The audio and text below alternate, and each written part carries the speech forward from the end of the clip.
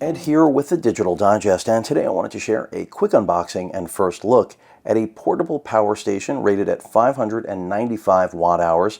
It's manufactured by a company named Oupes, or Oupes. It's spelled O-U-P-E-S. I will include a link in the description. They reached out and asked whether or not I would be interested in this lithium iron phosphate battery-based system, and I said absolutely. Now, for those of you who are unfamiliar with my life experience when it comes to hurricanes and losing power and much more, I went through Hurricane Sandy back in New York, lost 2 cars, thought that was bad, going a few weeks without power and freezing temperatures. I'm not going to get too deep into that. Then Hurricane Matthew destroyed my home.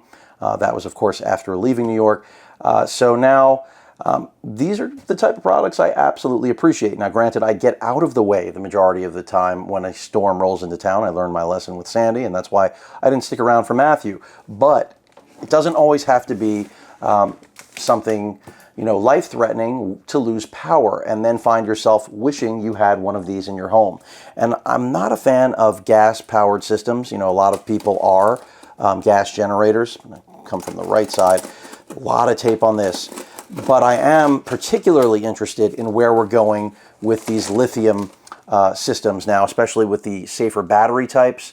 They really have a lot to offer, and there are so many of them. This one retails for, I think, roughly $400 US. Again, there will be a link in the description, and it's pretty dynamic. I mean, what they can do. Some of them are powerful enough to deal with a small appliance. This one, not quite enough power for that, but certainly enough to do a lot of other things. So if you're looking to charge up tablets, computers, cell phones, I should say smartphones, right?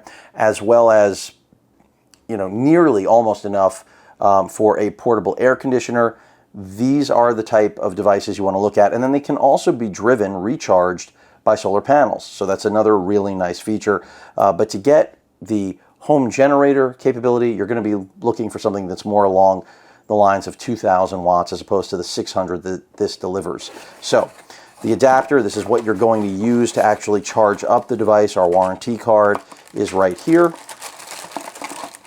Pretty straightforward. This is going to plug into the power station, and there's going to be a plug here that you're going to connect to your mains in order to charge it up. Let's keep it moving.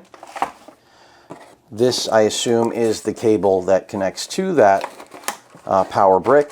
Actually, we've got 2 cables here. We have a cigarette adapter for your car, so you can charge it using that. So if you have a vehicle, you're camping, this makes a lot of sense. And that's another great use for this, by the way. It doesn't have to just be in an emergency situation, but those of you that enjoy camping, I think these power stations are brilliant. And then, of course, this is the cable that connects to the actual power brick and then to your wall adapter. And let's get to the power station itself. Now I'm going to just move this out of the way to make clearance on the camera. Let's get this thing out of the box, and here it is. Like the built-in handle, got some orange trim there, a nice big readout display to show you what you're connected to in terms of the draw on the unit. It does have active cooling. That's something that's absolutely necessary in these devices. There's no way around it. I mean, when you're working with something like this, it has to cool itself. And one of the advantages to this new battery type that's incorporated here, that lithium iron phosphate, is that it's safer and a lot lighter than traditional batteries that would go inside of these units. So you can see right here on the left, we've got our 110 600 watt output. So you can take, again, appliances. Let's say you want to recharge a drill or power a power tool, or of course charge anything that requires, again, a traditional 110 volt signal or line, I should say. You've got 2 ports to do that, which is great. Another great thing to use this for is lighting. In the event the power's out and you have several of these, great way to light up your house rather than have torches or anything small.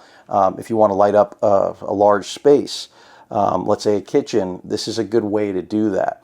your power button, your Type-C, which has 60-watt power delivery, then 2 Type-A ports here on the right. These have individual buttons, by the way, to control power distribution. So if you want to power the 110 600-watt portion, you hold down that button, I presume. I haven't read instructions, but it's logical enough. Same applies to the USB bay, and same applies to, of course, that cigarette, I believe that's cigarette charger. Yeah, so if you want to go in reverse, let's say to jump a car, or that's just one way that you could do this, I'm presuming. And then, of course, you have power output for DC related items. Like, for example, the lighting in my studio right now, my preview monitor. These are just some camera accessories I'm thinking of, but there are so many different appliances and electronic devices that you could hook up to this. I mean, it's power. That's what it is. And if I go ahead and hit the power button, you can see it powers up. We've got a display that's showing a readout of 80%. I like the display. One of the most important things with these devices, besides them actually working as advertised, is this readout. It's getting a physical readout that shows you, well, what you need to see, right? And doing so in a intelligent fashion. Now, I'm sure the first thing I'm supposed to do with this is charge it up completely. Our instructions are right here, really small considering, and it just goes through a list of the packed items and then all of the different elements, because, you know, it does let you know if it's overheating or if the temperature is too cool, because, you know, this thing isn't bulletproof. Temperature does affect its operability. Any power station would be affected. And I'm just looking to see what they say regarding actual charging, because there are quite a bit of instructions, even though this is a very small piece of paper, just basically letting you know not to use it until you've charged it 100. So I'm not going to demo it today. We'll have to save that for another video, because that will impact the actual battery life of this 595 watt hour portable power station. But just to give you an idea, they're letting you know that essentially it takes 6 to 7 hours to fully charge this station using a traditional outlet in your home. And then if you were to use, well, they're just giving all the different options. It's pretty cool. Here's a list of the technical specifications for those of you that are wondering. Hopefully that's in focus. So the input voltage is 12 volts to 30 volts. The input power, 100 watts max. USB-C input power, 60 watt max. And then the battery, as I mentioned, 595 watt hours. The rated voltage, 19.2. The battery cell type, as you already know, lithium iron phosphate. IP21 rating, so has a little bit of waterproofing going on. The operating temperature range, 0 to 40 Celsius. I think this weighs like 16 pounds, something around there, so it's pretty light for what it does.